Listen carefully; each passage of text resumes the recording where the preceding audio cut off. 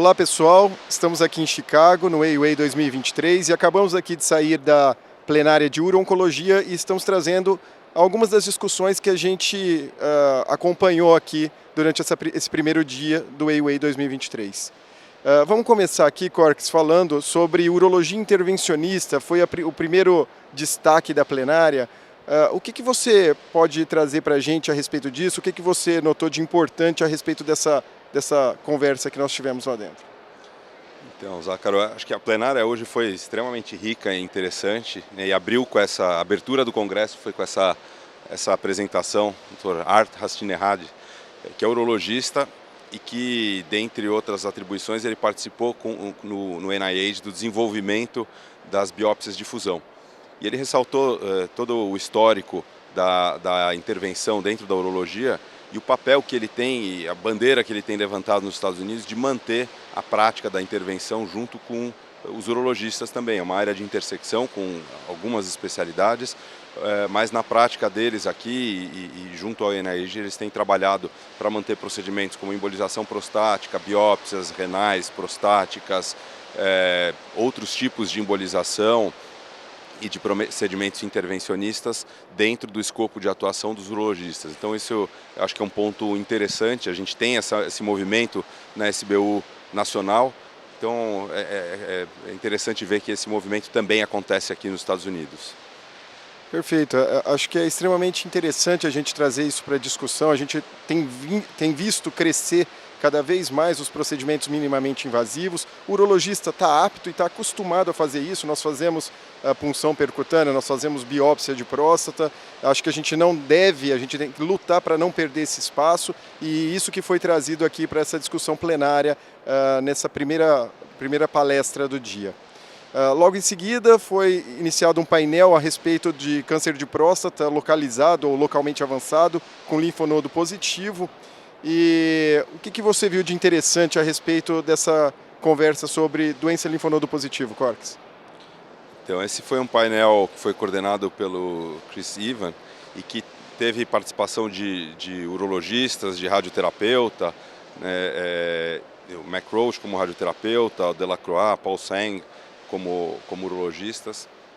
E é um debate muito importante também, porque o paciente com N positivo, a primeira coisa é que não existe uma definição do que é o N positivo em termos de definição de conduta. Se é o paciente com doença clínica positiva, se é o paciente com doença confirmada por biópsia, se é o paciente com doença positiva depois comprovada na patologia depois da cirurgia. Então tem essa área aí de dúvida de definição. E também muitos dos estudos que avaliaram e determinaram condutas, eles englobam pacientes com doença oligometastática, não só com doença linfonodal, mas com doença também oligometastática óssea. Então tem uma certa confusão nos dados em termos de definição. Mas o fato é que a literatura é muito mais pujante nos dados de radioterapia, né? A gente tem estudos de maior qualidade, com nível 1 de evidência, para radioterapia e radioterapia combinada com hormonioterapia nesse cenário. Os estudos que a gente tem com cirurgia, eles são estudos de menor qualidade, em termos de não serem estudos prospectivos, randomizados, mas os estudos que comparam, eles tendem a mostrar um benefício para a cirurgia nessa situação de paciente com doença linfonodal positiva.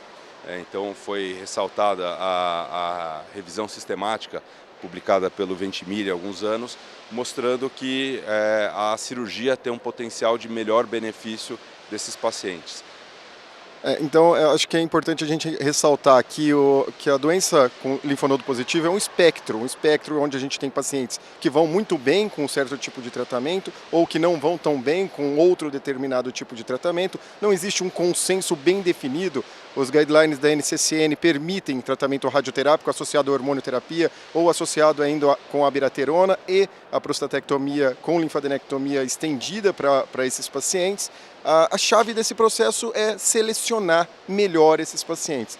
Nesse aspecto, às vezes, novas modalidades de imagem podem trazer alguma luz em relação a esse caminho. Como você vê o uso de PET-PSMA para avaliar esses pacientes na decisão terapêutica, Corks? Então, essa é uma ferramenta super importante que tem surgido para esses pacientes de alto risco, principalmente, onde a gente identifica alguns pacientes com doença linfonodal ou pacientes que têm suspeita em algum exame de imagem.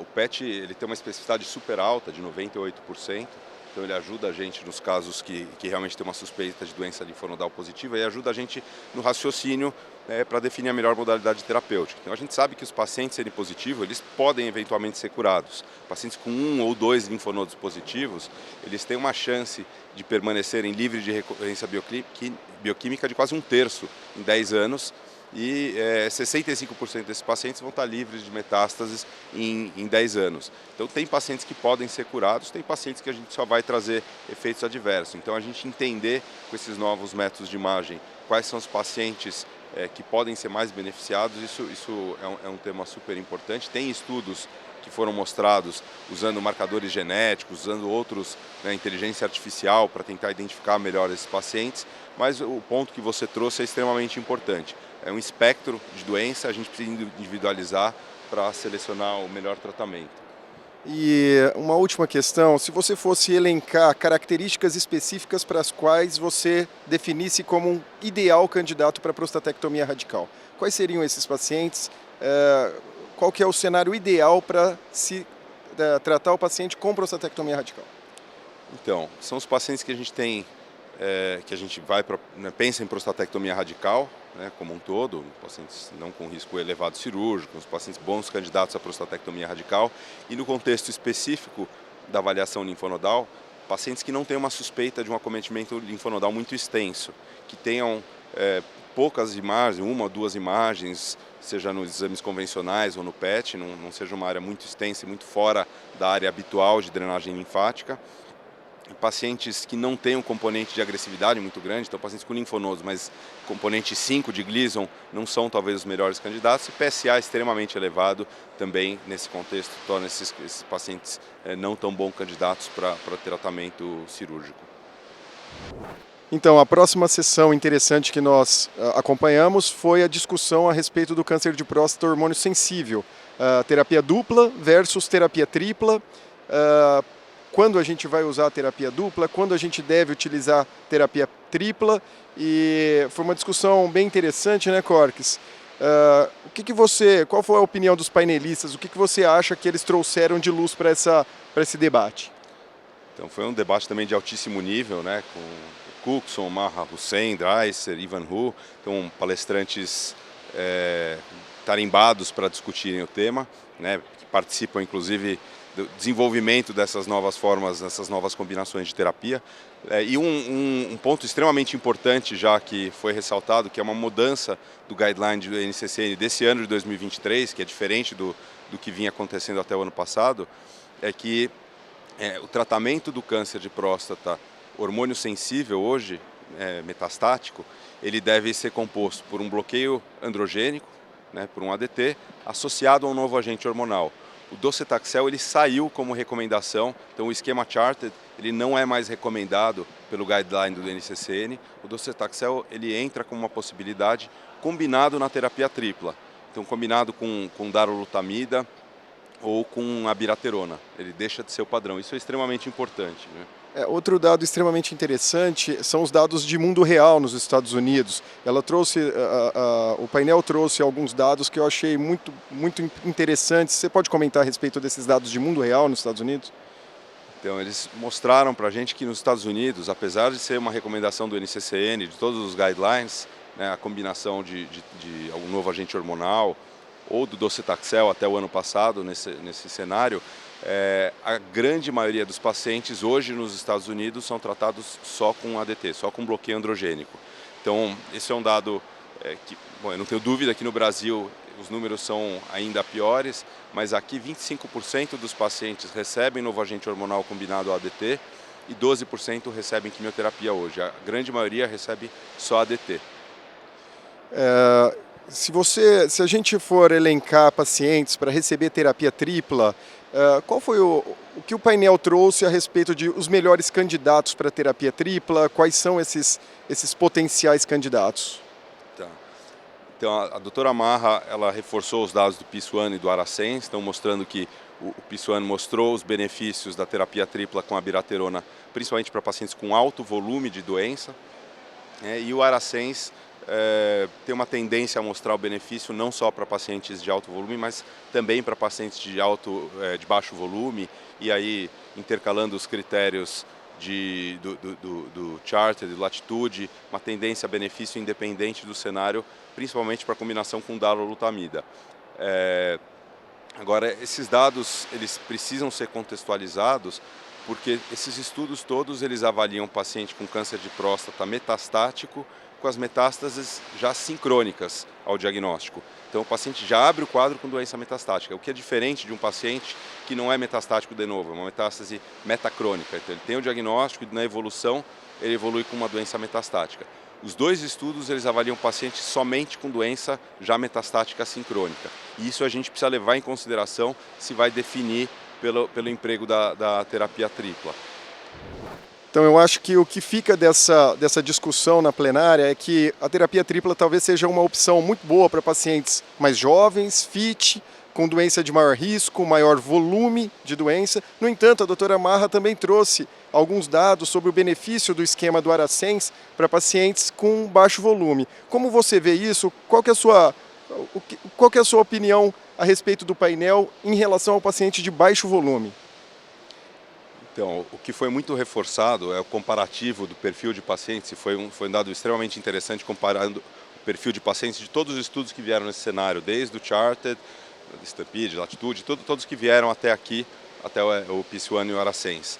E o que fica muito nítido é que assim, esses dois estudos são os únicos que só incluíram pacientes com metástases de novo sincrônicas, e o percentual de pacientes com doença de alto risco e alto volume também, mas principalmente alto risco, é muito maior nesses estudos. Então, no Arasens, quase 80% dos pacientes tinham doença de alto risco, de alto volume.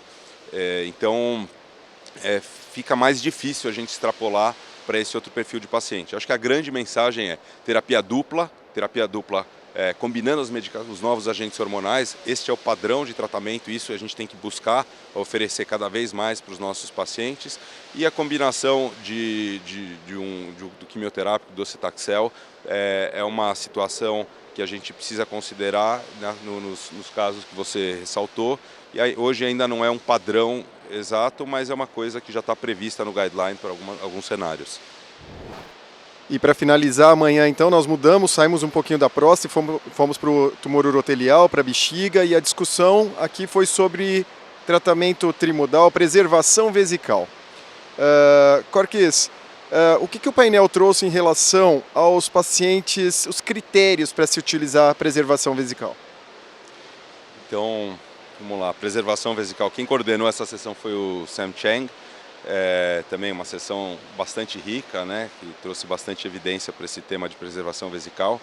E primeiro eles reforçaram os critérios. Então, preservação vesical, existem os pacientes ótimos para preservação vesical, é aquele paciente com uma doença T2, não muito extensa, menor do que 5 centímetros, uma topografia favorável, eventualmente no máximo um T3 muito inicial, sem hidronefrose, onde foi possível uma ressecção completa da doença, que não tem um carcinoma in situ muito extenso. O paciente também precisa ter uma boa capacidade vesical, não adianta tentar preservar uma bexiga ruim, e precisa ter uma boa função renal, idealmente, porque esse paciente vai precisar receber quimioterapia concomitante à radioterapia. Então, primeiro, que a terapia trimodal é para um grupo seleto de pacientes que são esses candidatos ótimos.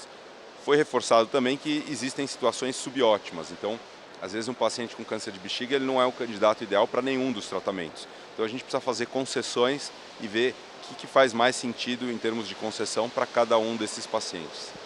Lembrando que o tratamento de preservação vesical ele está equiparado à cistectomia nos guidelines atualmente, então é uma opção real de tratamento, uma opção inicial de tratamento, e que a gente deve respeitar esses critérios e pensar sempre em preservar o órgão do paciente sempre que possível, né? A respeito de cistectomia parcial, o que o painel trouxe para a gente, Corques? Então, a cistectomia parcial ela é colocada e é mencionada em guidelines como do NCCN como uma possibilidade precedida de neoadjuvância. E esse também é um tema importante. Até antes de entrar na cistectomia parcial, a neoadjuvância ela entra como um padrão muito mais aceito hoje em dia na preservação vesical.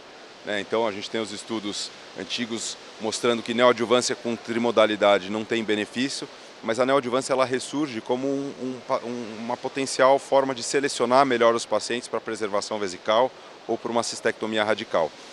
E especificamente para a cistectomia parcial, esse tratamento de combinar neoadjuvância e cistectomia parcial em pacientes favoráveis, com critérios semelhantes aos que foram mencionados também para a terapia trimodal, mas aí principalmente uma topografia geralmente em cúpula vesical, lesão única, sem carcinoma in situ extenso, bexiga de boa capacidade. Então esses critérios principalmente, se você faz uma neoadjuvância seguida de cistectomia parcial, também existem boas taxas de cura com preservação vesical, reforçando alguns pontos, além da neoadjuvância. É extremamente importante fazer uma congelação, uma boa orientação ao patologista para saber identificar se tem alguma margem positiva, se precisa fazer uma ampliação aonde e é imprescindível fazer uma linfadenectomia estendida também, como se fosse fazer numa cistectomia radical, ou também como tem sido a tendência na radioterapia. Perfeito. E quando a gente vai se utilizar da radioterapia, qual que é o campo que é preconizado? A gente irradia só a bexiga, a gente também faz a pelve toda. O que o painel trouxe para a gente a respeito dessa abordagem em relação à radioterapia?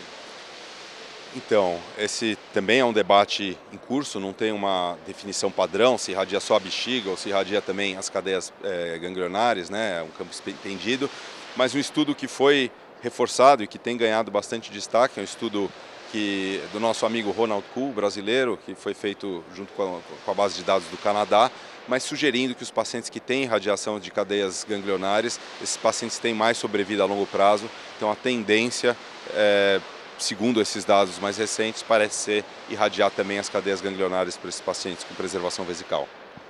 Esse painel trouxe também algumas perspectivas em termos de futuro para o tratamento desses pacientes. O que você pode comentar a respeito dessas perspectivas, trials, novos tratamentos? O que a gente tem aí em pouco tempo disponível para poder responder algumas questões que a gente ainda tem em câncer de bexiga?